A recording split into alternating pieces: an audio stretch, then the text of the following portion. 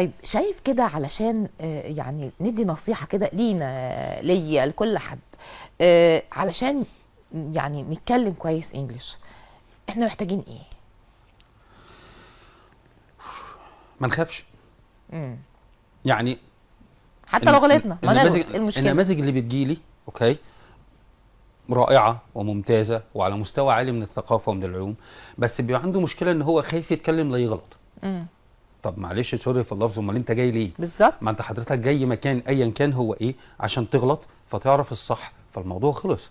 ما ينفعش اخش الدكتور عشان اتعالج عنده يقول لي عندك ايه، اقول له عيان واسكت.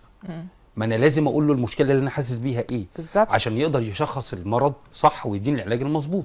نفس الفكره وانت رايح تتعلم لغه، انت جاي تغلط، وانت لو ما غلطتش مش هتتعلم. بالظبط. اللي بيتعلم من اخطائه او من اخطاء غيره، لكن لو هو قاعد ساكت ايه المعلومه اللي هتجيلك؟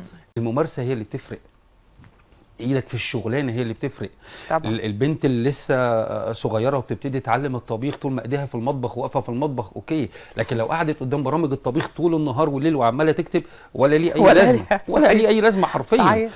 والبنت دي برضو لما ربنا يكرمها ان شاء الله وتسيب المطبخ فتره، لما هتيجي ترجع برضو السنس هيروح.